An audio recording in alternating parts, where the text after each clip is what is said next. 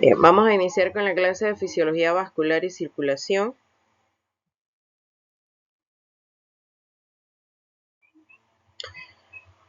Recordando, a ver chicos, ¿qué es el ciclo cardíaco?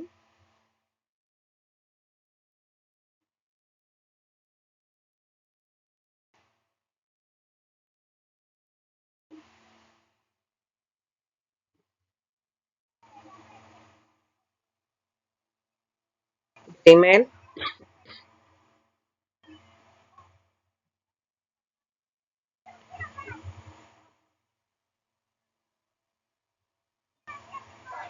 Yasmín,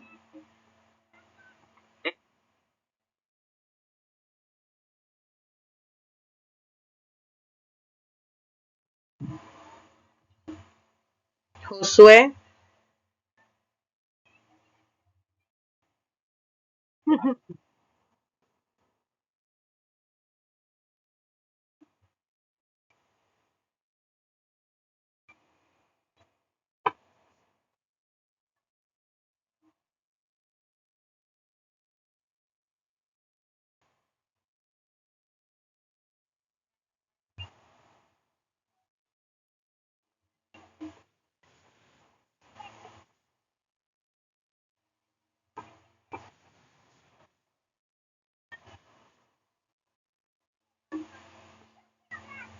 Adelaida,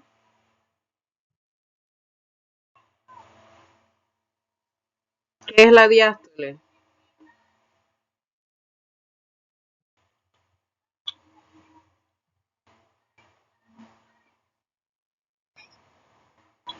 Trampa, yo dije Adelaida. Me debe una ranita. Hola. ¿Qué es la diástole?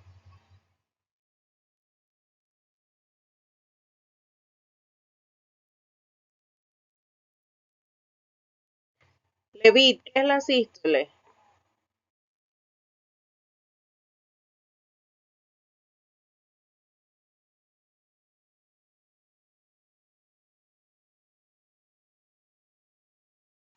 Derek,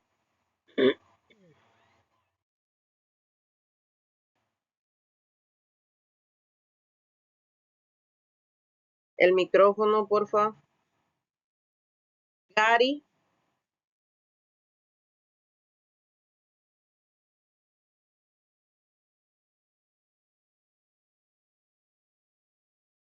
Mías, apaga el micrófono, porfa.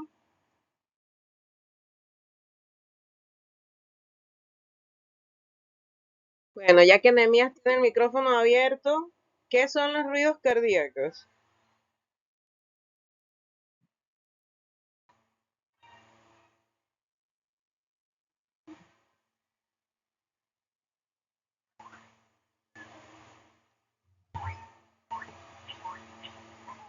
Eusebio, ¿qué son los ruidos cardíacos?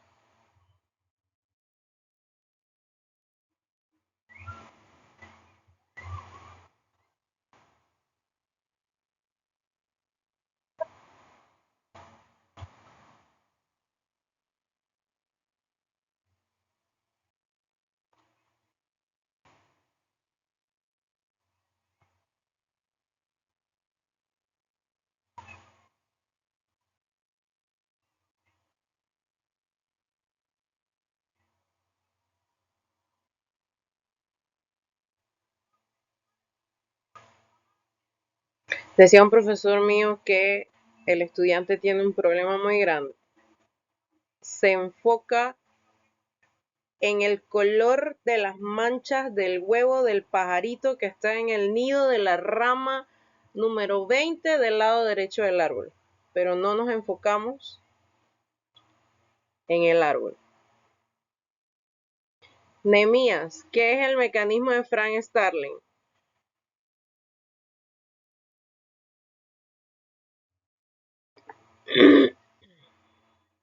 ¿Escuchan?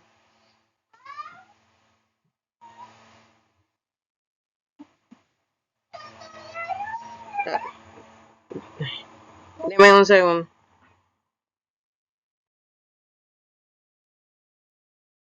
Ok, Nemías, ¿qué es el mecanismo de Frank Starling?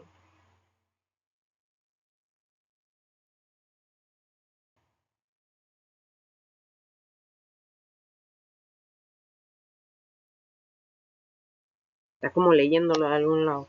Le faltó un pedazo.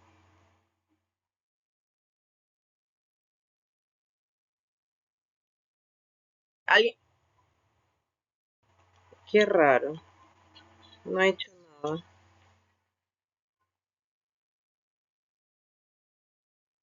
Ah, ok. Puede ser la señal, porque estoy conectada al internet directo.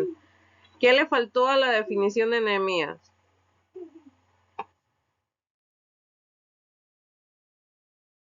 Le faltó, son tres. Nehemías dijo, Nehemías, estiramiento. Ajá. ¿Y qué dijo Gary, creo que fue?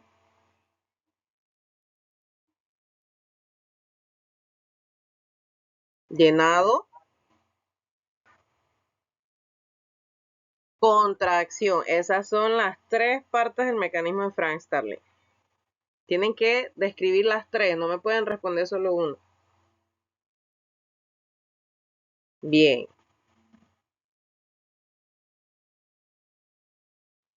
Entonces, hablamos también de el gasto cardíaco, de la frecuencia cardíaca, el volumen sistólico y que necesitamos que la sangre llegue hasta el dedito gordo del pie.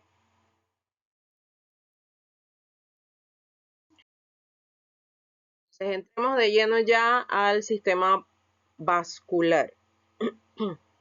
Algunos autores también le llaman sistema cardiovascular, pero como en esta clase vamos a estar hablando solo de los vasos sanguíneos, lo vamos a llamar sistema vascular. El sistema vascular es la red de vasos sanguíneos encargada de transportar la sangre desde el corazón hacia los tejidos y retornarla nuevamente al corazón. O sea que es un sistema que se encarga de ser gran distribuidor de la homeostasis corporal porque por esos vasos sanguíneos van los nutrientes, el oxígeno, etcétera, etcétera. Entonces, acá en esta imagen podemos ver las arterias, las venas y los capilares. También podemos ver toda la conformación.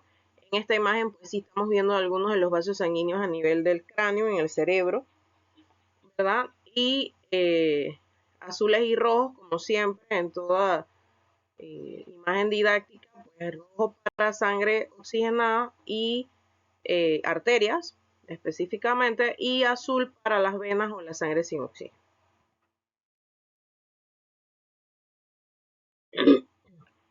Entonces, están encargados del transporte y la nutrición, de la regulación térmica y la regulación hemodinámica. Prácticamente son las mismas funciones de qué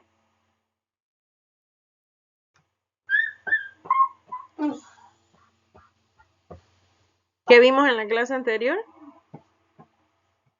en el repaso sobre todo, para ver si se ubican.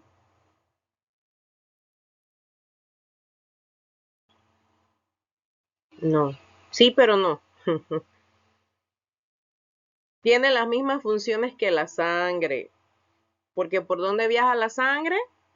Por los vasos sanguíneos. Por lo tanto, es obvio que van a compartir prácticamente las mismas funciones. Entonces, vamos a hablar específicamente de los tipos de vasos sanguíneos. Hay una jerarquía en la estructura de los vasos sanguíneos. Las arterias son esos vasos que tienen alta presión y que tienen una pared gruesa. Las arteriolas tienen resistencia vascular y regulan el flujo de la sangre. Los capilares existen para el intercambio de gases y nutrientes y también para dejar y recoger la sangre ya sea con oxígeno o sin oxígeno. Y las venas se encargan de la recolección y el retorno al corazón. Aparte que tienen una pared más delgada y no tienen presión alta. Entonces, desde las grandes arterias aórticas hasta los capilares microscópicos, cada segmento de vaso sanguíneo cumple un papel insustituibles en la distribución y recuperación del flujo sanguíneo. Son importantes por todo lo que hemos conversado ya en las clases anteriores. Entonces, esta es la conformación de la estructura de las arterias y esta de las venas. Ahora, si notamos, tienen las mismas capas. ¿Cuál es la diferencia? Que la parte de los músculos es un poco más gruesa. ¿Okay? Y aparte que en las arterias nosotros vamos a tener válvulas. Esas válvulas nos ayudan a que si ya la sangre subió del dedito gordo al tobillo, ¡pluc!, se cierra uno. Si subió del tobillo a la pantorrilla, ¡pluc!, se cierra. Y así sucesivamente para, en teoría, evitar que la sangre se regrese. Esas válvulas pueden fallar, claro, pero ya en enfermedades específicas. Y también los capilares, entonces, que son vasos microscópicos de una sola capa celular donde ocurre el intercambio gaseoso.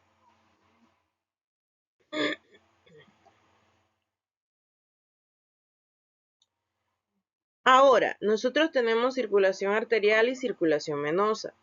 La circulación arterial usualmente sale del corazón y va hacia todo el cuerpo. La circulación venosa es la sangre que regresa al corazón.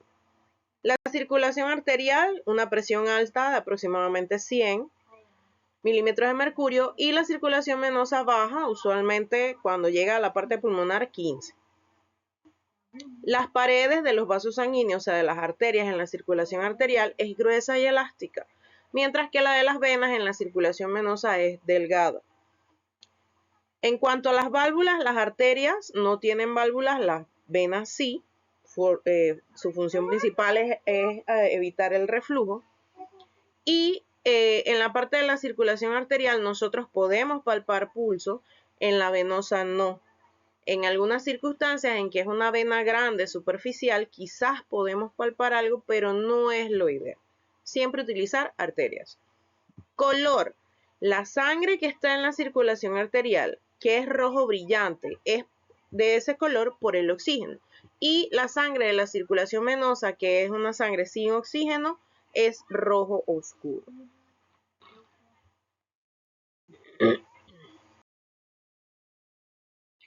Entonces, como estamos hablando de que los vasos sanguíneos tienen presión alta o baja, eso nos lleva a uno de los signos vitales, la presión arterial.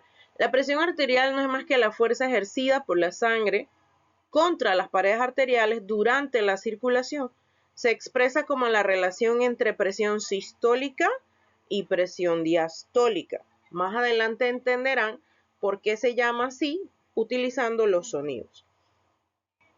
Se describe como un número sobre otro número, una fracción, y la unidad en milímetros de mercurio. Por ejemplo, 120/80.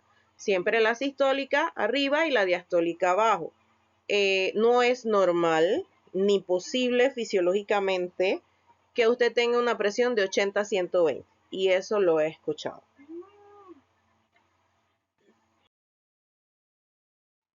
Entonces, la presión sistólica es la presión máxima registrada durante la contracción ventricular o sístole y refleja la fuerza de eyección al ventrículo izquierdo.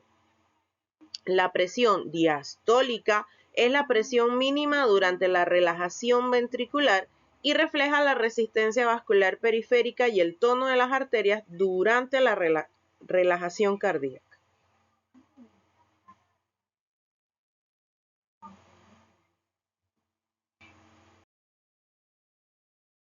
Ahora, ¿cuáles son los factores que regulan la presión arterial? El gasto cardíaco, la resistencia vascular periférica, el volumen sanguíneo circulante, la elasticidad de la pared arterial y la frecuencia cardíaca.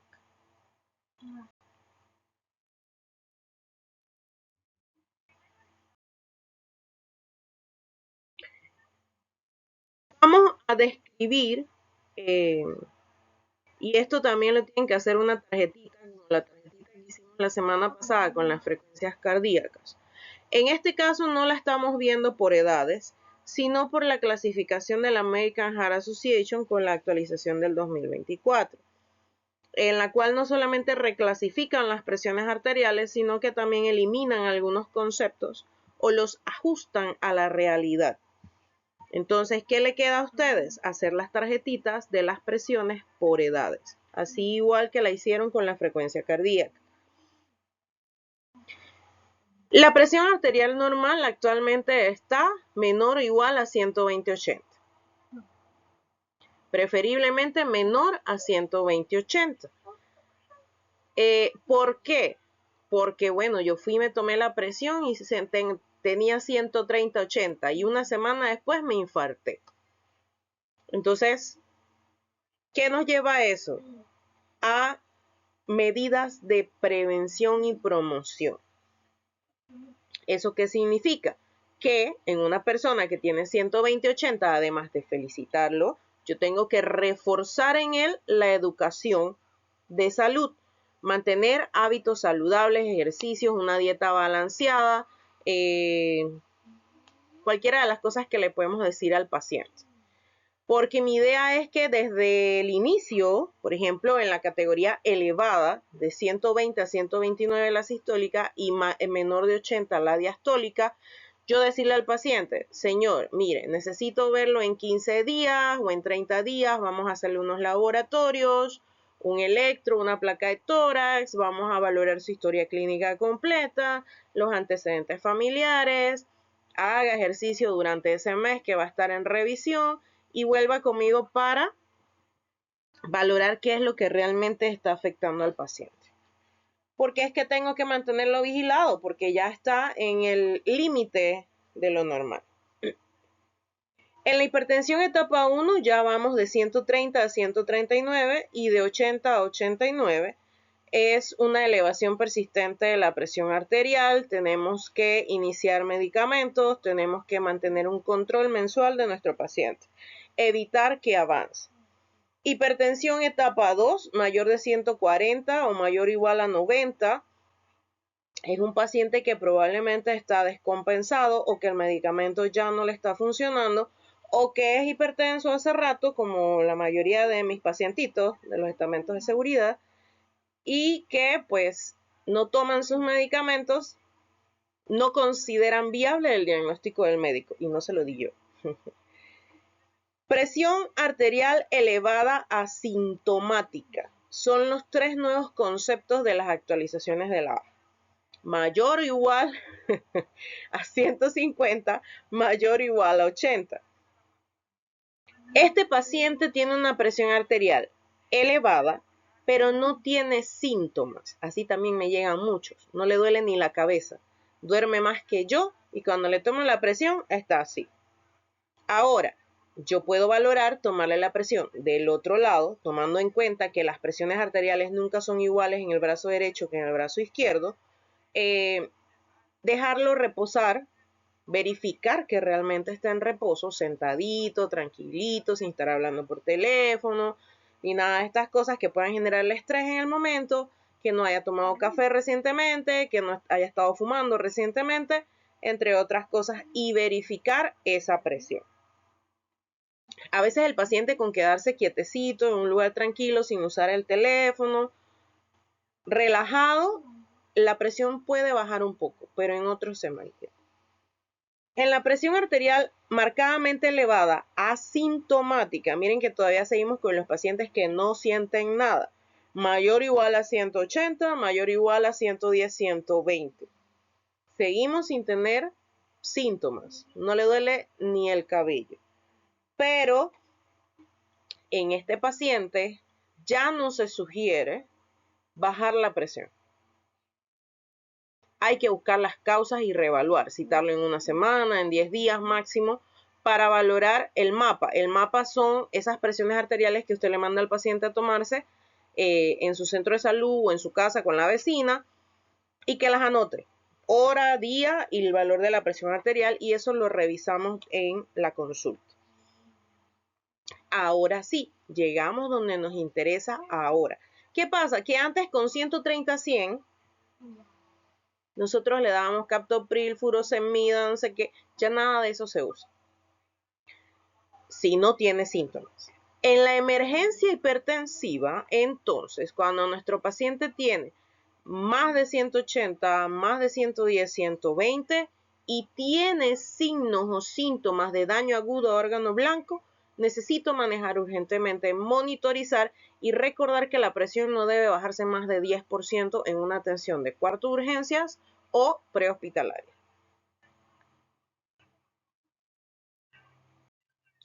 Entonces, ¿qué términos recomendó la AJA abandonar? Urgencia hipertensiva, crisis hipertensiva.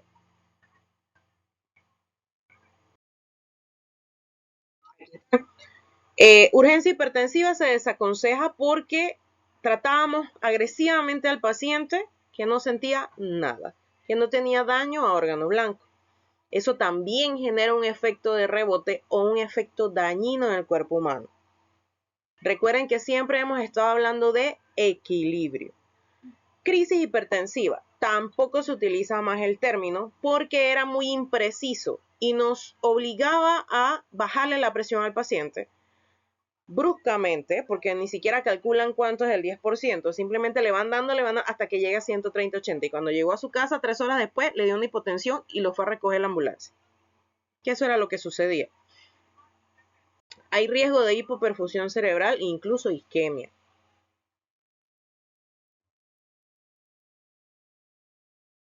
Entonces, ya no solamente me enfoco en el número, no vean números, vean a su paciente. Por eso en los casos clínicos casi siempre les pongo lo que usted puede ver sin siquiera haber tocado a su paciente, porque eso es importante, que ustedes tengan esa habilidad de ojo clínico o de diagnóstico sin siquiera tocarlo, sin tomarle signos vitales. Lo más básico en la evaluación es la observación. Entonces, si yo tengo un paciente con 190, 110, pero que no tiene ningún síntoma, ese paciente ni siquiera lo consideraría una urgencia. Pero si tengo un paciente con 170, 95 que ya presenta déficit neurológico de novo, o sea, agudo, o sea, hace poquito rato, ese paciente sí es urgente. Entonces, no es solo el número, sino lo que acompaña el número.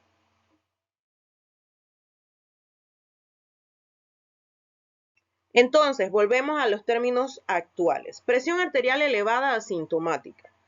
Mayor o igual a 130-80 o mayor o igual a 180-110. Ese es como el límite mínimo y el máximo. Pero no hay síntomas. Uy. Dígame.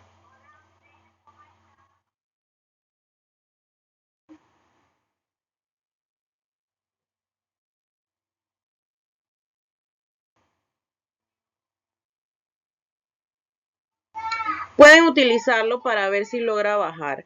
Pero si no tiene síntomas, pues la norma actual dicta que no es necesario. Puede hacerlo porque no es un tratamiento farmacológico.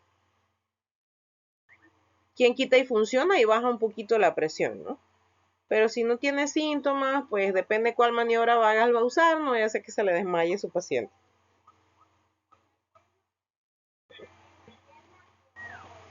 Entonces, seguimos. Este término nuevo, presión arterial elevada sintomática, es lo que antes conocíamos como urgencia hipertensiva.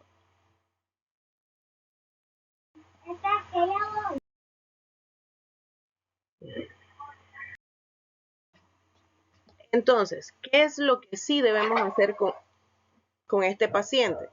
Confirmar la técnica correcta de la toma de presión arterial. Repetir la medición después de unos minutos. Buscar factores precipitantes. Si el paciente tiene dolor de espalda, dolor en el cuello, dolor por cólico biliar, algún tipo de dolor, incluso migraña. Si el paciente tiene ansiedad, hay muchas cosas que afectan la mente, que la mente después afecta al cuerpo. Y eso es real, porque es fisiología. Ya habíamos hablado del sistema nervioso. Hay una parte del sistema nervioso que nos mantiene chispa, alertas todo el día. Ese es el que ustedes tienen todos los días que están de turno activado. Y eso es permanente. Y tener esa parte del sistema nervioso activado permanentemente como ustedes afecta su salud.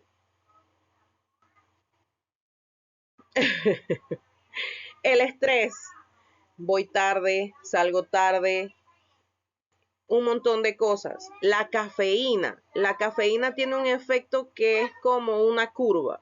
Ella tiene su bajón, su subidón y otra vez baja. Y eso también afecta a la presión arterial. Incumplimiento terapéutico. Si mi paciente dejó su pastilla porque ya se curó, eso es muy común, pues obviamente la presión va a volver a subirse y se va a descompensar. Y lo que debemos hacer es darle seguimiento y ajustar el tratamiento farmacológico de forma apropiada. Y eso también tiene su definición en las actualizaciones. Emergencia hipertensiva. Presiones arteriales mayores o iguales a 180 sobre 110-120. Con evidencia de daño agudo o empeoramiento en órganos blancos. ¿Qué voy a hacer? Monitorización continua, preferiblemente monitor cardíaco, manejo protocolarizado, reducción controlada de la presión arterial. Acuérdense que cuarto de urgencias, policlínicas, centros de salud, ambulancias, no más del 10%. Medicación intravenosa según la etiología y el protocolo institucional. Aunque nosotros nos regimos por las guías de la AJA y de otras asociaciones internacionales, siempre hay lugares, por ejemplo, el SUME tiene sus protocolos, SAMER tiene sus protocolos hace poco tiempo, como 1 año, 2 años.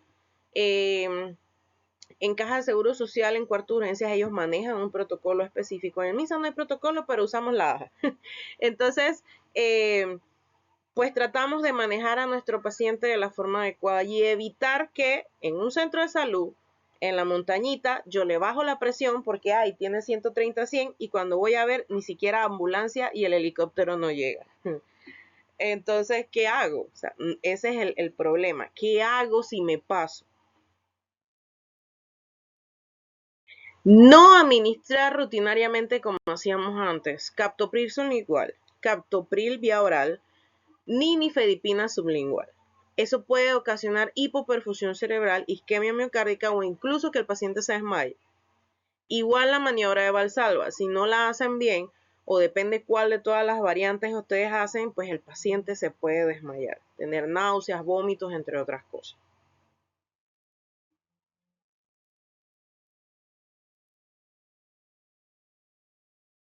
Entonces, ¿cuáles son las señales de que hay daño en órgano blanco? A nivel del cerebro, déficit neurológico, alteración del estado mental, incluso convulsiones, encefalopatía hipertensiva, una enfermedad cerebrovascular o hemorragia intracraneal. Ahora, ¿qué va a ver usted?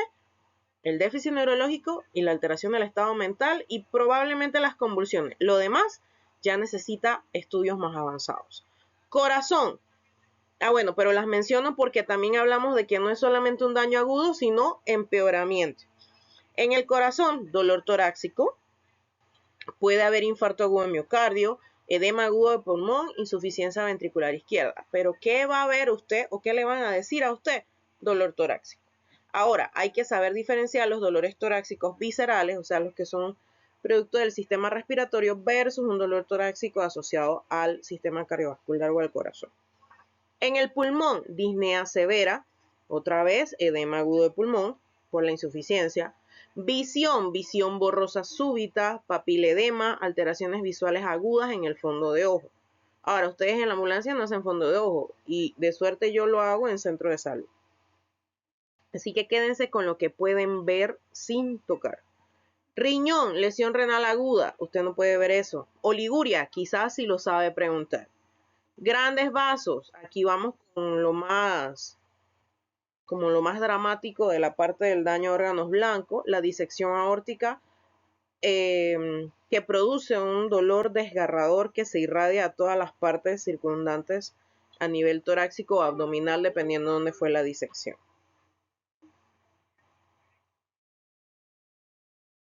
Ahora, no todo es alto, también tenemos bajos, como la vida.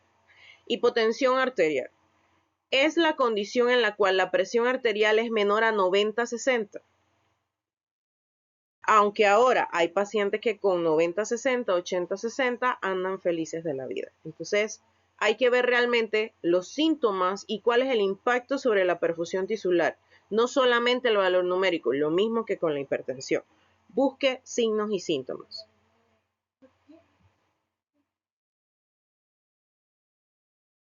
¿Cuáles son los valores de la hipotensión? Hipotensión clásica, menor de 90 a 60, hipotensión sistólica significativa, cuando solamente está baja la presión arterial sistólica, hipotensión relativa, cuando está por debajo o igual a 40 milímetros de mercurio respecto a la presión habitual, hipoperfusión crítica, cuando la presión arterial media está por debajo de 65 milímetros de mercurio. Ahora, esto de hipotensión relativa es, por ejemplo, un paciente que vino descompensado, 150-90. Yo lo mediqué, le traté su problema de las grasas altas, le cambié la dieta, el señor me hizo caso y se fue a hacer ejercicio. ¡Pum! 110-80. Llegó a cuarto de urgencia mareado, diaforético, con náuseas, dolor de cabeza, dolor en el pecho. ¿Qué pasó? Es lo que siempre le digo a los pacientes para ver si me entienden. Usted está acostumbrado a estar allá cerca de Dios. No sé si con ganas de llegar más rápido, pero cuando yo lo agarro y yo le regularizo su presión con dieta, ejercicio, medicamentos y un control estricto, su cuerpo va a decir, ven acá, ¿qué pasó? Me estoy muriendo. Y yo lo bajo del cielo a la tierra y usted se va a sentir mal. Sí, se va a sentir mal. Y es lo que siempre le digo a mis pacientes que vienen descompensados, que vienen por primera vez, no me deje el tratamiento. Usted se va a sentir mal, incluso se va a sentir peor que cuando tenía la presión alta. Porque si usted no le dice eso a su paciente, se va a asustar y va a creer que usted lo está matando con la pastilla. Y va a dejar la pastilla y no va a regresar con usted. Y volvemos a las presiones elevadas. Entonces, esta hipotensión es en base a eso. Esos pacientes en los que yo regularizo la presión y bajan más de 40 milímetros de mercurio, claro que van a tener síntomas. Eso es normal. Pasa lo mismo con el azúcar, pero bueno, eso es otro tema. Presión arterial media, ¿cómo la calculo? Es una fórmula en la que yo sumo la presión arterial sistólica más 2 veces la presión arterial diastólica entre 3.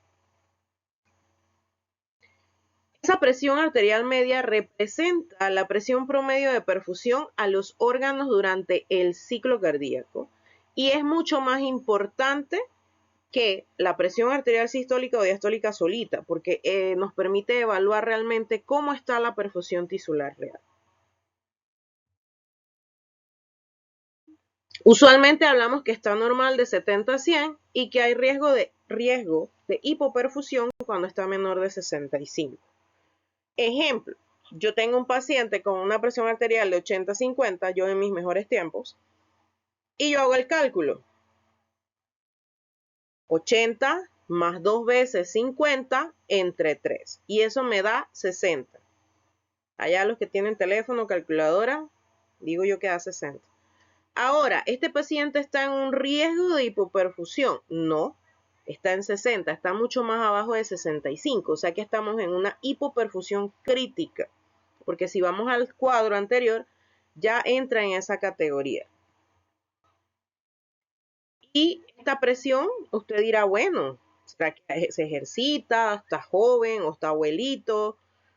No parece mala, pero la presión arterial media es la que realmente me indica si hay problemas o no.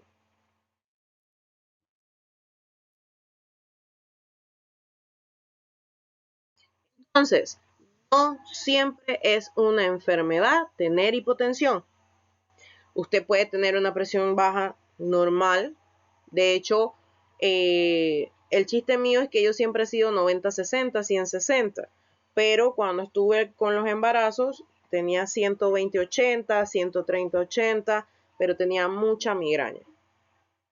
El ginecólogo muy inteligentemente, porque mi mamá también es igual, ella es de presiones bajas, pero es hipertensa. Entonces, por esos pacientes, como mi mamá y como yo, es que la American Heart Association hizo las adaptaciones en los protocolos. Porque sí, 120-80 es normal, 130-80 se consideraba normal hasta hace 2 años, pero yo tenía signos y síntomas de daños a órganos diana. Tenía mareos, dolor de cabeza, somnolencia. Entonces, mi ginecólogo muy inteligentemente, hace mucho antes de que salieran las actualizaciones, me controlaba con aspirina, porque eso disminuía el riesgo vascular. Ahora, para el segundo embarazo, yo todavía no era hipertensa, pero sí tuve complicaciones al final. Igual, todo el embarazo mis presiones estuvieron normales, pero persistían los mareos, la somnolencia y la migraña. Así que otra vez aspirina y controles bastante rigurosos, ¿no? Al final todo se complicó, pero aquí estamos. Entonces, yo puedo tener un deportista que tiene una presión arterial baja, hipotensión fisiológica, al igual que su frecuencia cardíaca también va a estar baja. Adultos sanos, embarazadas, ¿por qué? Porque el gasto cardíaco aumenta, porque el volumen circulante de sangre aumenta un 30%. Durante el sueño, también como estamos en un estado de relajación, bueno, excepto ustedes y yo, el sistema nervioso se apaga y permite que todo descienda. Entonces, si yo tengo un paciente con 88-58 y una frecuencia de 54, y yo le hago una historia clínica y lo veo musculoso, qué sé yo, probablemente es un paciente deportista asintomático. Yo lo puedo considerar fisiológico. O sea, está normal para él. Hay que individualizar los conceptos o los diagnósticos y también el tratamiento. ¿Cuándo realmente me preocupa la hipotensión? Cuando ya el paciente tiene signos o síntomas de hipoperfusión. Ahí están: mareo, vértigo, síncope, visión borrosa, confusión, debilidad, náuseas, palpitaciones, alteración del estado mental, fatiga extrema. Allí es donde yo busco ponerle un bolito de lactato, ponerle un bolito de salina para ver si el paciente recupera. Y no es tanto el hecho de subir la presión, sino de que el paciente se sienta mejor. A veces yo le digo, bueno, le paso un bolito de lactato y cuando le voy a dar salida del centro de salud le digo, señor, ahorita en el almuerzo comas una sopita pero con un puntito de sal adicional. ¿Por qué? Porque la sal aumenta la presión. O tómese una maltita, tómese una gelatina roja tibia. Son cosas de la abuela pero que funcionan. Hay pacientes que se hipotensan y se desmayan y se manejan con maltita y gelatina roja. Y se alivia el problema. Entonces, causas frecuentes de hipotensión: choque hipovolémico, porque hay hemorragia, deshidratación o quemaduras. La piel va a estar fría, el paciente va a estar taquicárdico, un llenado capilar lento y va a estar hipotenso. Shock cardiogénico está asociado al infarto, a la insuficiencia cardíaca severa o a la bradicardia extrema. Va a haber hipotensión, disnea, congestión pulmonar o edema pulmonar y bradicardia extrema, allá por 40. Shock séptico, la vasodilatación sistémica, o sea, los vasos sanguíneos se abren más de lo normal. Eso genera una disminución de la resistencia vascular.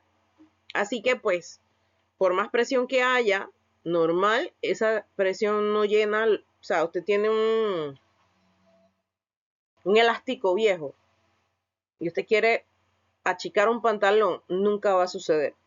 Usted necesita un elástico nuevo para achicar el pantalón. Lo mismo pasa con los vasos sanguíneos. Entonces el paciente probablemente tenga fiebre porque es una infección, taquicardia por la fiebre,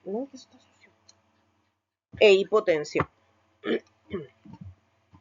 Shock neurogénico, usualmente en lesiones medulares. Eso quizás, si algún día dejan lo suyo y se van a una ambulancia o un sistema de emergencias, las lesiones medulares las pueden encontrar muy frecuentemente en accidentes de tránsito. Va a haber hipotensión, bradicardia, y esto lo hace completamente diferente y es un mundo completamente distinto.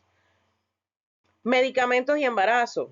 Medicamentos que son diuréticos, o sea, antihipertensivos diuréticos, betabloqueadores, tricíclicos, o en el embarazo, otra vez volvemos a la vasodilatación fisiológica y cambios hemodinámicos. Entonces, usted debe identificar la causa de la hipotensión si es que existe y manejarla. Esto en urgencias, porque si ya pues es un deportista, ¿qué le voy a hacer? A menos que se sienta mal. Rara vez se sienten mal. Entonces siempre hay que valorar la presión arterial en la prehospitalaria. No vea el número de una forma aislada, siempre relaciónelo con el cuadro clínico completo.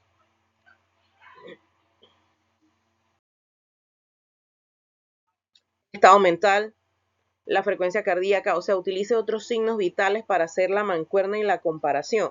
Perfusión periférica, llenado capilar, pulsos periféricos distales, el pulso tibial posterior, el pedio, el popliteo incluso.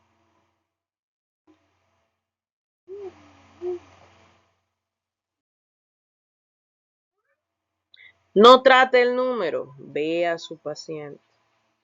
Si su paciente tiene una presión de 95-65, pero tiene la piel fría, está taquicárdico, tiene un llenado capilar lento, usted puede quizás tener un paciente que está chocado pero compensado, porque el cuerpo siempre va a tener una solución defensiva que no siempre funciona, pero lo intenta.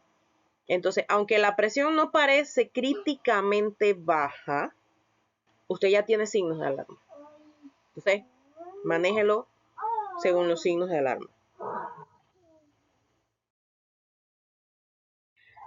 Vamos ahora con los ruidos de Korokov. Son los sonidos producidos por el flujo sanguíneo turbulento al desinflar el manguito durante la medición de la presión arterial con una técnica auscultatoria. Si usted utiliza el esfigmo del monitor, utiliza un esfigmo digital con brazalete de brazo, no tiene nada que ver con los ruidos, pero adivinen conmigo, van a aprenderse los ruidos de Korokov.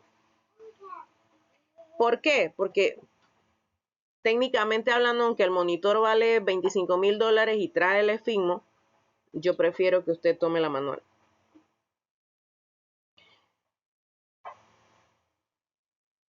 Hay que identificar correctamente la exactitud del registro. Y no es que usted infla, desinfla rapidito. No, así no se toma la presión.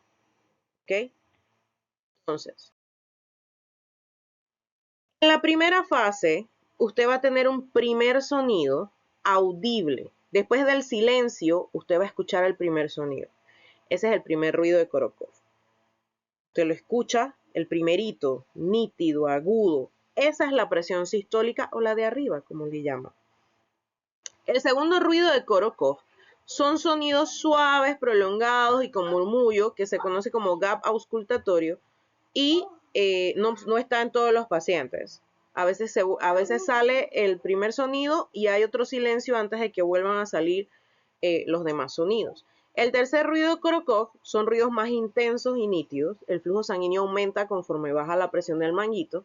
Incluso si usted tiene buena percepción en los dedos, tocando el estetoscopio, la campanita, que yo ni sé si ven la cámara, pero bueno, tocando la campana del estetoscopio, usted percibe que ya se siente el pulso. El cuarto ruido es la disminución brusca de la intensidad, o sea, ese ruido nítido, intenso, va en decreciendo, o sea, se va haciendo más inaudible. En algunos pacientes se utiliza como referencia de la diastólica, sobre todo en embarazadas. Recuerden que ellas tienen su perfusión aumentada en 30%. El quinto ruido de Korokov es la desaparición completa, el silencio completo, y esa es la que corresponde a la presión diastólica en la mayoría de los adultos. Por ejemplo, usted infla, si es hipertenso lo lleva hasta 200, porque es que no se infla hasta lo que dice el manguito, sino lo que usted necesita. De hecho, eso tiene un valor estándar que usted lo sube por 20 milímetros de mercurio por arriba de la presión normal del paciente, pero a veces usted no conoce esa presión normal. Y por ejemplo, los monitores y el digital no toman esa referencia como tal. Hay algunos monitores que marcan como la frecuencia cardíaca antes de empezar a desinflarse. Esos esfigmomanómetros digitales sí están utilizando la premisa de que solo se insufla el manguito hasta 20 milímetros por arriba de la presión normal del paciente. O sea, él detecta cuando ya no hay frecuencia cardíaca, sube 20 y entonces empieza a desinflarse. Por ejemplo, el primer ruido yo lo escuché en 124. Me queda la duda de si ustedes tienen el esfigmomanómetro manual, porque si no necesitan conseguir uno para la próxima semana. La próxima semana, déjenme hablar.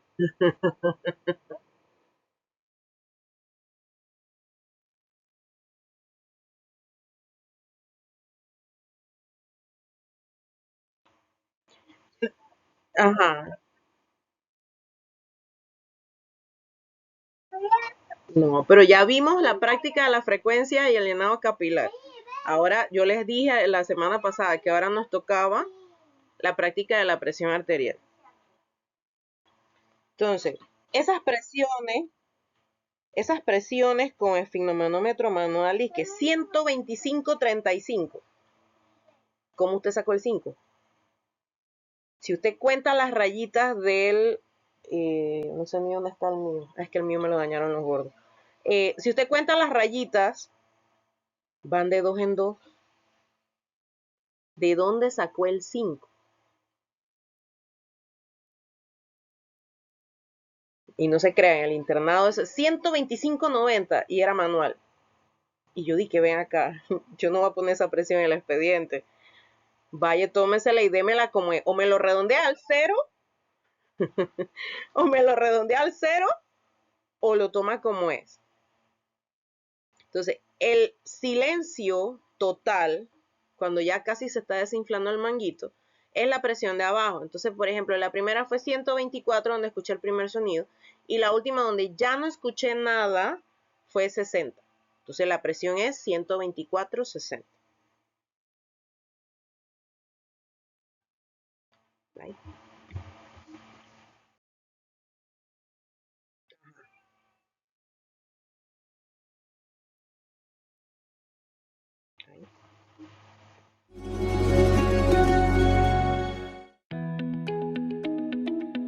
En el método manual de medición, el nivel de presión arterial se determina a través de ruidos que se producen cuando la sangre comienza a fluir a través de la arteria braquial al abrir la válvula de la pera de insuflación. Estos se conocen con el nombre de ruidos de Korotkov. A medida que la presión del manguito va disminuyendo, las características de los ruidos van cambiando hasta que desaparecen cuando la presión ejercida por el manguito es menor a la presión dentro de la arteria. Los cambios observados permiten identificar 5 fases. Al abrir la válvula de insuflación desde el nivel máximo, se debe poner atención a los 2 primeros ruidos audibles. Estos sonidos corresponden a la fase 1 de los ruidos de Korotkov e indican la presión sistólica para adultos y niños. En la fase 2, los sonidos son acompañados de un tipo de murmullo. En la fase 3, el murmullo desaparece dando paso a un sonido más nítido y de mayor intensidad. La fase 4 va acompañada de un claro ensordecimiento del ruido. Es decir, baja de tono y de intensidad y se corresponde con la presión arterial diastólica en niños y aproximadamente el 20% de las embarazadas. Finalmente, en la fase 5, desaparecen todos los sonidos y se corresponde con la identificación de la presión arterial diastólica en adultos. Yo estoy escuchando.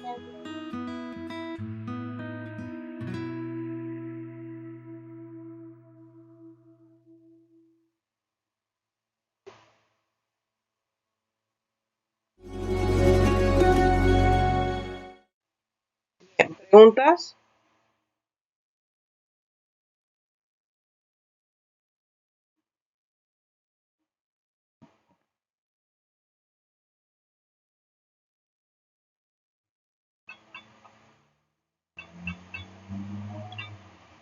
Hola.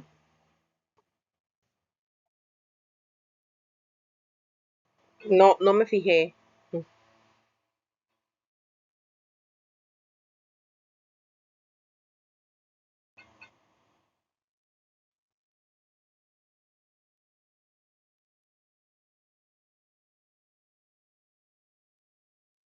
Donde cambia es en las embarazadas, que utilizamos como donde empieza a bajar el sonido, no utilizamos el último. Pero eso a todo el mundo se le olvida y espera hasta el último y esa es la presión de la embarazada.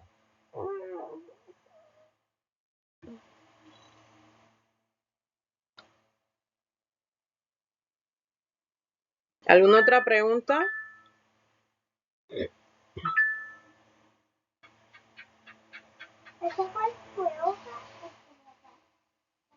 Para los que nunca han visto esto, ¿quedó claro lo de los ruidos? Igual yo les voy a subir los enlaces a la plataforma igual que la semana pasada para que puedan estar escuchando. ¿Ok?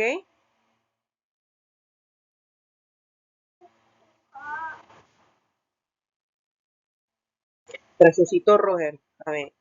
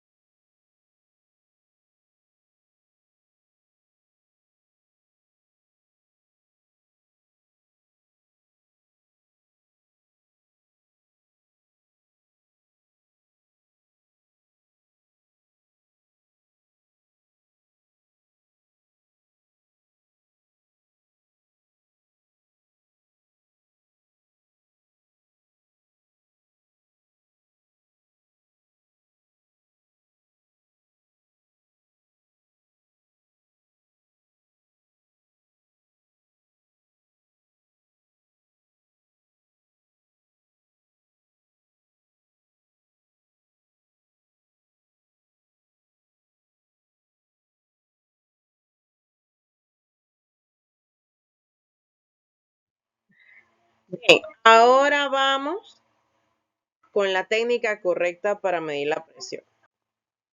Bien, técnica correcta.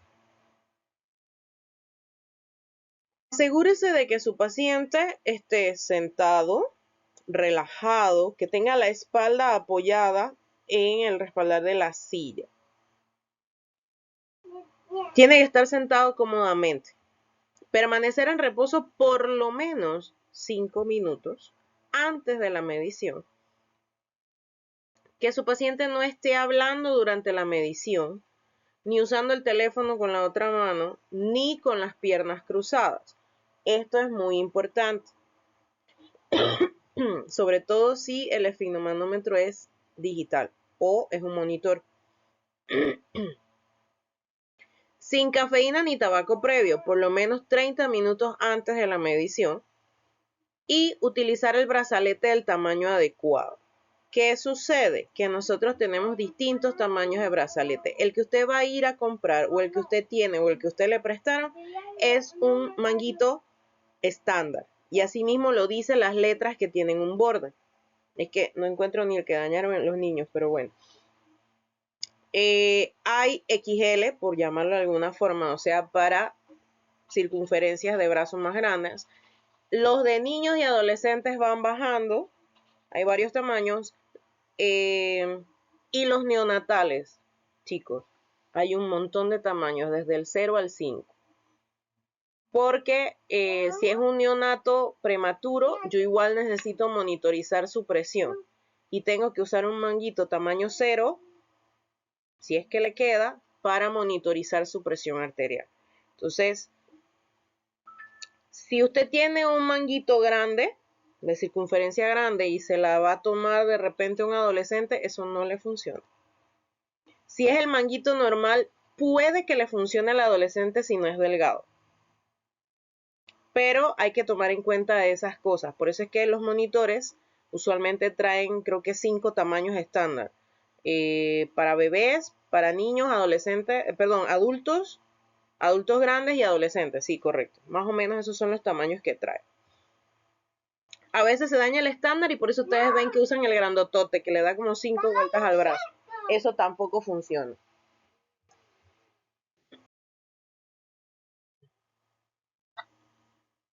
Ahora, ¿qué vamos a hacer?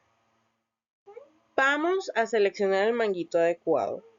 No puede quedar ni muy apretado, que hay que poner incluso un esparadrapo para que cierre, ni muy grande que dé tantas vueltas que ni siquiera toca el velcro. Eso puede generar mediciones incorrectas. Colocar el brazo al nivel del corazón. Eso quiere decir que el brazo debe estar apoyado sobre una mesa, sobre un pupitre, un escritorio o estas sillas que tienen reposabrazo o mesita, como le quieran llamar. La posición correcta también nos ayuda a evitar errores. Colocar el estetoscopio sobre la arteria braquial. Ahora, existimos muchos que colocamos la campanita del esteto directo donde según yo creo que está la arteria. Pero me ha pasado que por ahí no es. Y tengo que durante la medición mover el estetoscopio. La técnica correcta es buscar el pulso braquial después que colocó el manguito. Y algo muy importante, el manguito se coloca 2 dedos por arriba de este pliegue que está aquí del codo. ¿Sí? El codo, es que ni sé si se ve, la línea del codo y 2 dedos por arriba usted coloca el manguito. ¿Por qué? Porque le debe quedar espacio para usted buscar el pulso braquial aquí. Ahí está. Entonces, allí usted, después de asegurarse que el pulso esté allí, usted coloca el estetoscopio ahí. De forma suave, igual que buscando el pulso, no es apretar. Si usted no lo siente ahí, búsquelo más arriba, más abajo, más hacia adentro, pero no presione la campana del esteto sobre la piel. Infle el manguito de 20 a 30 milímetros de mercurio por encima del momento en el que usted deja de escuchar el pulso. ¿Qué pasa? Que usted se entretiene soplando y no está escuchando. O nunca lo escuchó desde el inicio. Entonces, ¿cómo va a saber hasta dónde? Por eso es que algunos colegas dicen, no, súbelo a 200. Y si es hipertenso, súbelo a 220. No, no es lo correcto. Cuando usted deja de escuchar, 20 a 30 milímetros de mercurio por arriba de eso. Hasta allí, no más. Ahora, desinfle lentamente. Allí está el tricky. Tienen que practicar con la perilla. A veces cometen el error de que la cierran duro antes de empezar a inflar. Y cuando la quieren soltar, la sueltan de un solo porque estuvo tan apretada que suavecito no abría. ¿Sí? Entonces tienen que apretarla solo hasta cerrar para que no salga el aire, para que cuando la va a girar para desinflar, se desinfle suavecito. Y eso se hace a una velocidad entre 2 a 3 milímetros por segundo. ¿Sí? Es que si usted lo abre de un solo, entonces altera también los ruidos. Registrar la presión arterial sistólica sobre la diastólica y la fecha, la hora e incluso hay algunos internistas que les gusta que uno les coloque el brazo en el cual le está tomando la presión. Y si el paciente estaba estresado, si no había dormido y muchas otras cosas. De hecho, las tarjetitas de control siempre tienen la última columna dice observaciones y es para anotar todas esas cosas. ¿Preguntas?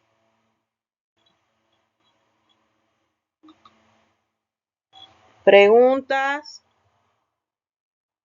Yo sé que estamos tarde, me disculpan, ya casi estamos terminando.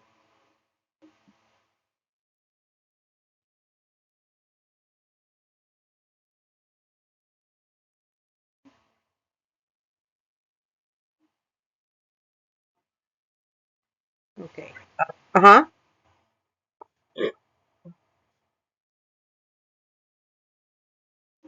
Manómetro.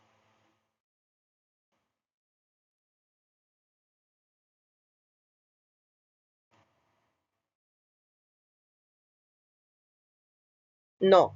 20 a 30 por arriba de cuando ya no escucho más.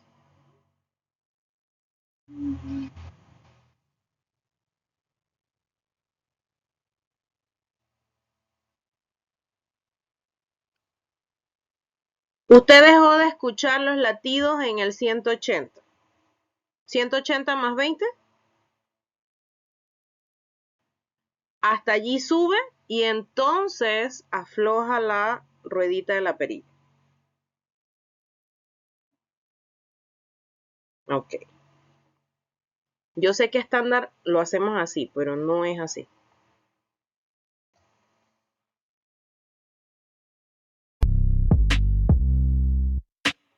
Hola chicos, hoy vamos a aprender a cómo tomar la presión arterial. Verás que será muy fácil, pero antes te sugiero ver el video que es la presión arterial que ya subí al canal. En ese video te explico todos los conceptos indispensables que necesitas saber sobre la presión arterial para que domines mucho mejor este tema. Muy bien, empecemos. Lo que se tiene que hacer primero es hacer reposar al paciente unos 5 a 10 minutos. Esto por si el paciente se encuentra agitado o con alguna emoción fuerte, para que así pueda estar sereno, ya que si le tomas la presión arterial de golpe, ni bien llega a tu servicio, te saldrán resultados muy elevados. Otro es que debe encontrarse sentado como se muestra en la imagen, sin cruzar las piernas o los brazos. Esto para una mejor distribución del flujo sanguíneo por el cuerpo. Y por último, una vez que hayan pasado los 10 minutos de reposo, puede tomarse la presión arterial en cualquiera de los dos brazos. Sé que existe el mito que tiene que tomarse en el brazo izquierdo, pero esto en realidad se puede hacer en cualquiera de los dos brazos, siempre y cuando la extremidad esté completa y el cual en ese momento te permita mayor comodidad para la toma. En el caso de pacientes hipertensos que necesitan ser controlados, se va a tomar la presión arterial en ambos brazos, y en el brazo donde la presión arterial salga más elevado, ahí en ese brazo se tomará la presión arterial constantemente, solo en esa situación. Muy bien chicos, ahora un concepto muy indispensable que también tienen que conocer es el sonido de Korotkov. Son sonidos que se escuchan a la hora de la toma de la presión arterial. Son 5 sonidos. No te alarmes, no son tan complicados como el nombre nos puede hacer creer. Estos son los 5 sonidos. El primero nos indica los dos primeros ruidos que se escuchan, que son fuertes y nítidos. Este ruido viene a indicarnos la presión arterial sistólica en adultos y niños.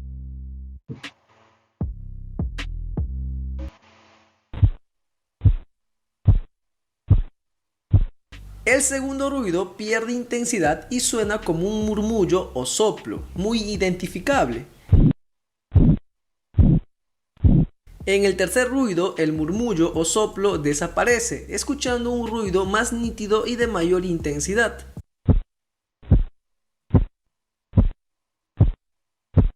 En el cuarto ruido es el mismo que en el tercer ruido, solo que comienza a descender la fuerza, o sea que el ruido es menos fuerte. Este ruido que se va desvaneciendo nos indica la presión arterial diastólica en niños y mujeres embarazadas.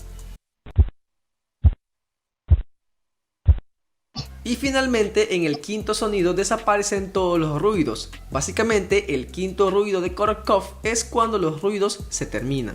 Esta ausencia de ruidos nos indica la presión diastólica en adultos.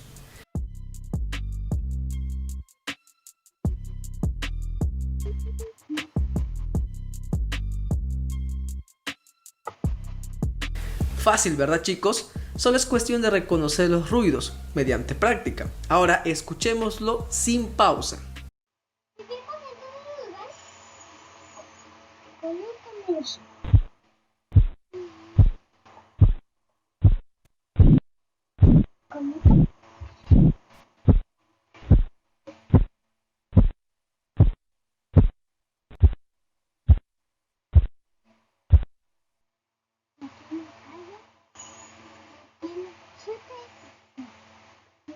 El secreto es saber reconocer el primer ruido para obtener la presión arterial sistólica y reconocer el cuarto y quinto ruido para obtener la presión arterial diastólica.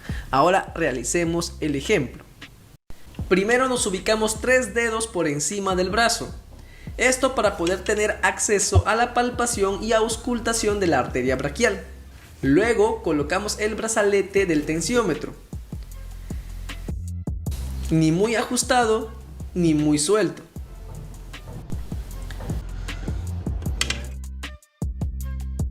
Colocamos aquí en su soporte al manómetro para poder ver los valores que nos dará la presión arterial.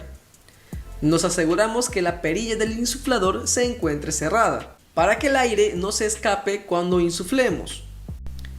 Luego de ello palpamos la arteria braquial hasta sentirla. Una vez que sentimos la arteria braquial, insuflamos lentamente el tensiómetro hasta que dejemos de sentir sus latidos. Cuando eso sucede, nos estaría indicando ya la presión arterial sistólica, y a partir de ahí insuflamos solo un poquito más, unos 30 milímetros de mercurio de más. Inmediatamente después colocamos el diafragma del estetoscopio sobre la arteria braquial. Ojo, dato muy importante, la campana del estetoscopio no se debe poner dentro del brazalete. Si lo hacen pueden alterar la presión distribuida del brazalete sobre el brazo y por ende afectar la toma de la presión arterial. Así que cuidado con eso. Una vez que hemos colocado el diafragma donde palpamos la arteria braquial, comenzamos a liberar la presión del brazalete mediante la perilla del insuflador. Lo vamos abriendo lentamente, hasta que escuchamos el primer ruido fuerte, que vendría a ser el primer ruido de Korotkov, que nos estaría indicando la presión arterial sistólica. Asimismo, también podremos ver que le acompaña el primer movimiento de la perilla del manómetro.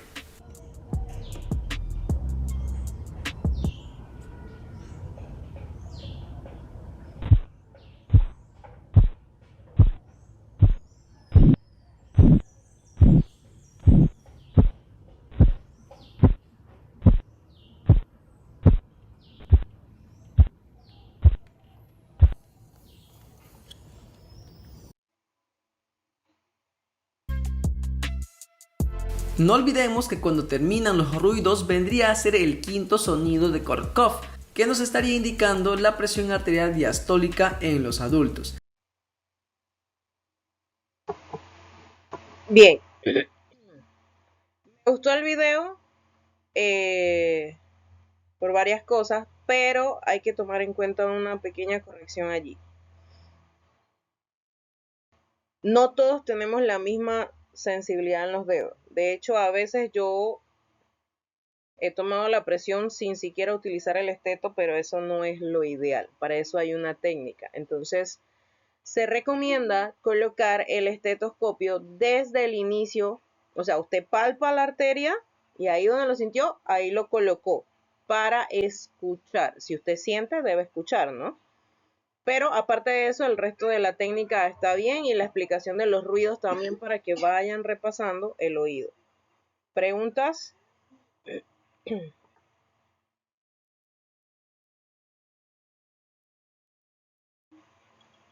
Bien, si no hay preguntas, seguimos. Dígame, Juan.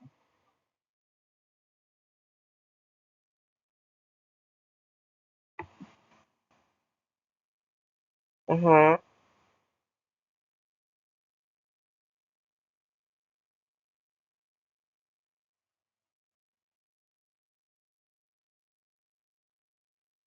¿Qué tan gordito está Rodríguez?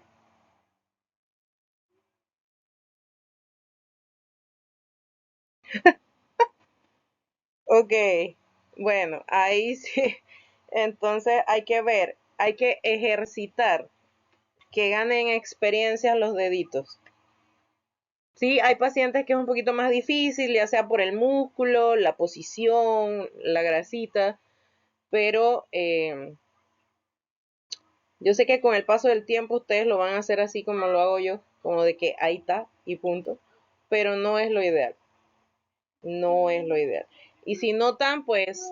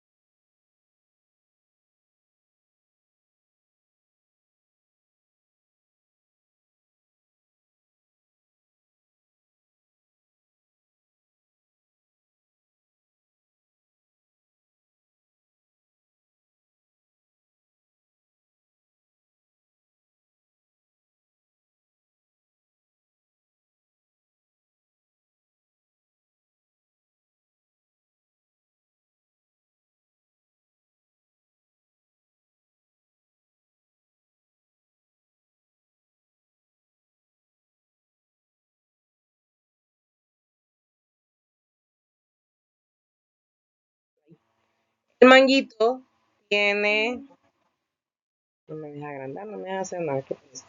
El manguito tiene unas marcas, ¿sí? De hecho, a veces tiene una marca grande aquí para que supuestamente la arteria braquial quede justo en medio de los dos tubos. Y esto, como bien lo dijeron en el video, es para guindar el manómetro.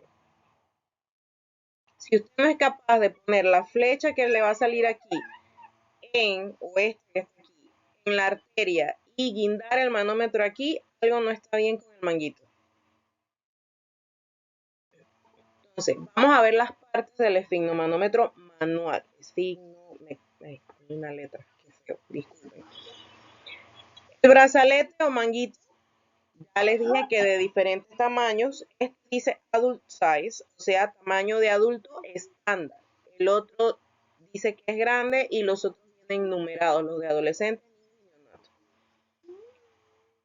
Puede ser de tela, puede ser de material sintético, nylon, y tiene dos partes de velcro, hembra y macho. El manómetro es el que viene numerado de 0 hasta el 300 y algo creo. Solo lo he subido hasta ese punto cuando necesito pasar algo a chorro o para hacer torniquetes. Pero ya saben que es de 20 a 30 milímetros de mercurio por encima de donde deja de escuchar el pulso. Están los tubos o vías, que una lleva el aire y la otra lleva el sonido. Perdón, el otro lleva el intercambio de aire que sale y entra, ¿no? Tenemos la perilla, que en la perilla está la llave. Tienen que practicar eso. Hacia dónde cierra y hacia dónde abre. Tienen que agarrar el tricky de la técnica. ¿Okay? Esas son las partes más importantes del esfigmomanómetro. Y no hacer eso que dijeron en el video. Mucha gente hace eso de que mete la campana del estetoscopio dentro del esfigmo. Si estamos diciendo que no debes ejercer presión sobre la arteria porque la colapsas, meterlo debajo del esfigmo cuando usted lo infla va a presionar con bastante fuerza. Así que se va a ocluir de por sí la arteria incluso mucho antes del valor real. Así que por eso no se hace.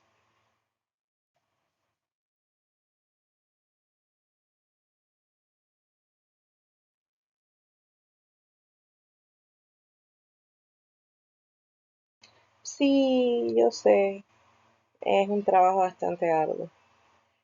Bien, pero estoy empezando con ustedes. Vamos con la aplicación clínica. Tenemos el primer caso. El primer caso dice que es un paciente de 58 años con una presión de 195-115, tiene una cardíaca en 78. No tiene dolor, no tiene déficit neurológico, no tiene disnea y está conversando normalmente con el equipo médico. ¿Qué hace? Confirme que está tomando bien la presión, repita la medición, tómela del otro lado si es necesario y busque factores precipitantes. No durmió, no comió, se acaba de pelear con la señora, acaba de recibir una noticia muy fea. No lo medique porque su paciente no tiene dolor torácico, no tiene déficit neurológico, no tiene disnea, no tiene nada, solo tiene esto. ¿Okay? ¿Se entendió?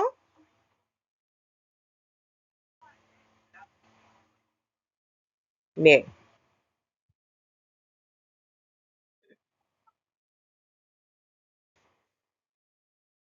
Depende por qué vino, le pongo un diazepam. Pero eso ya es manejo acá clínico, ¿no? Depende, si fue una emoción fuerte, se le murió alguien, la señora lo quemó, no sé, lo que sea que haya alterado su mente, yo con el diazepam lo puedo manejar. Si tiene dolor, bueno, dice que no tiene nada, pero si fuese un paciente que tiene dolor, se fracturó, qué sé yo, algo que no tenga que ver con un órgano diana, yo le pongo algo para el dolor y le repito la toma de presión después de que le termine el medicamento. Entonces depende, siempre hay que valorar por qué. Por eso la conducta era buscar por qué. Entonces, en el paciente 2, un paciente de 62 años con una presión de 175/100. Tiene un inicio súbito. Súbito significa así, de la nada, hoy, hace 30 segundos. Tiene hemiparesia derecha y disartria. Dígame. El diazepam es un medicamento ansiolítico. Relaja el sistema nervioso, produce sueño, tiene como efectos secundarios que disminuye el dolor y también tiene un efecto hipotensor, o sea que baja la presión. Ajá. Es como que relaja.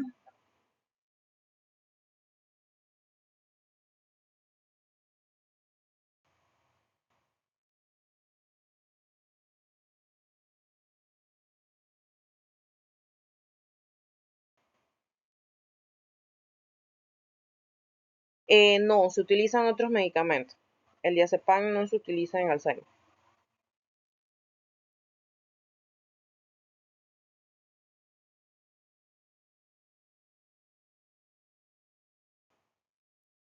Sí, de hecho los equipos de respuesta psiquiátrica de diazepam para arriba para dormirlos y podérselos llevar al hospital. Y un traslado de esos cuesta $600. Porque viene el chofer, vienen como 3 personas en la cabina, enfermeros, técnicos, qué sé yo, y administran los medicamentos y se llevan al paciente. Y, ok, a ver, vemos que me perdí. Paciente de 62 años, 175/100, inicio súbito de hemiparesia derecha y disartria hace 20 minutos, qué feo. Hemiparesia derecha quiere decir que del lado derecho ha perdido sensibilidad y fuerza. Y disartria significa que eso o que simplemente no puede articular palabras. Tiene una escala de Cincinnati positiva, la escala que deben aprenderse de vida. 3 signos busca, con uno solo identifica enfermedad cerebrovascular.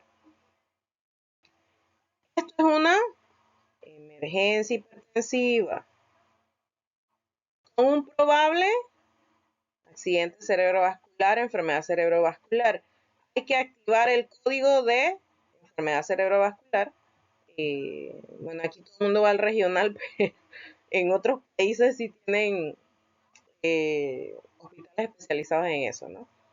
Monitorización continua y manejo urgente y traslado inmediato. Ahora, yo buscaría, y en eso sí no concuerdo con el protocolo del SUME. En realidad no sé si está en el protocolo o es que el paramédico lo hizo así. Yo trataría de bajar la presión con un medicamento de mediano plazo.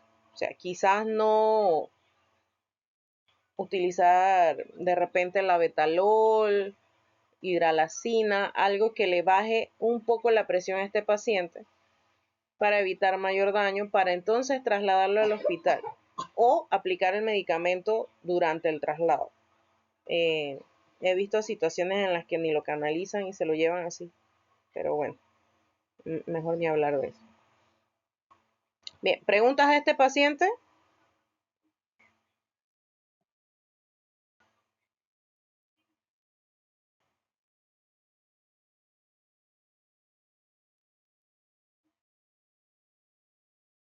No hay ningún medicamento que usted en prehospitalaria pueda hacer. Lo que puede hacer es manejar la presión arterial.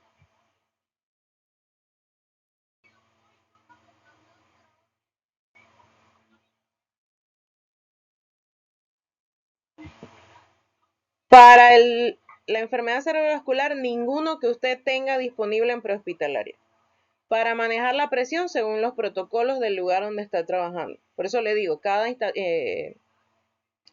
servicio de emergencias tiene su propio protocolo. Basado en las normas de la AJA, ¿no? De la última edición.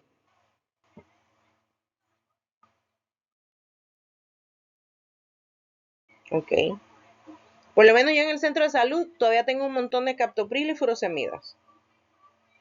No tengo la betalol, no tengo hidralazina, no tengo nifedipino, o sea, no tengo nada. No, eso es un tratamiento prolongado. No es para este tipo de situaciones.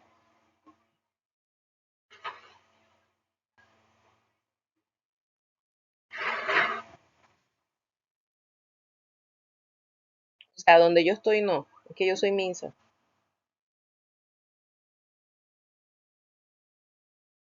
Ah, la ibersartán. Bueno, no, no hay, ahorita no hay. Yo hablaba de los medicamentos de urgencia, pero bueno. Bien, para recordar, la hipotensión no es peligrosa por el número, es peligrosa cuando disminuye la perfusión de órganos vitales. Y lo mismo aplica para la hipertensión. No es peligroso el número, es peligroso cuando hay signos y síntomas de lesión aguda o empeoramiento de la lesión en órganos diáneos. Entonces, a manera de resumen, el sistema vascular transporta, regula y protege. Tenemos arterias, arteriolas, capilares, vénulas, venas que forman una red funcional en todo el cuerpo. La presión arterial no se interpreta sola, hay que buscar el daño, si es que existe, según las últimas actualizaciones. Recordar que no se utiliza algunos términos, ya han cambiado. No dar captopril sublingual de forma rutinaria, como lo hemos hecho, quién sabe desde cuándo, porque ya yo tengo como 10 años en el sistema y eso ya lo hacían desde antes. Enfóquese en el paciente, qué tiene su paciente, no solamente en el número. La hipoperfusión hay que saber definir si existe para crear el término urgencia real por hipotensión. ¿Ok? La presión arterial media, cómo calcularla. Recuerden la técnica de toma de presión, lo que debe hacer el paciente, lo que no debe hacer el paciente, la posición adecuada del paciente, la posición adecuada del que va a tomar la presión, la posición adecuada de el manguito en el paciente, entre otras cosas. La presión arterial, que es la fuerza que ejerce la sangre contra las paredes arterias, una urgencia hipertensiva, que es la elevación marcada de la presión arterial eh, con daño a órgano blanco, MQ. Y la emergencia hipertensiva es la elevación, bueno, sí, urgencia es sin daño y emergencia es con daño. Disculpen. ¿Preguntas?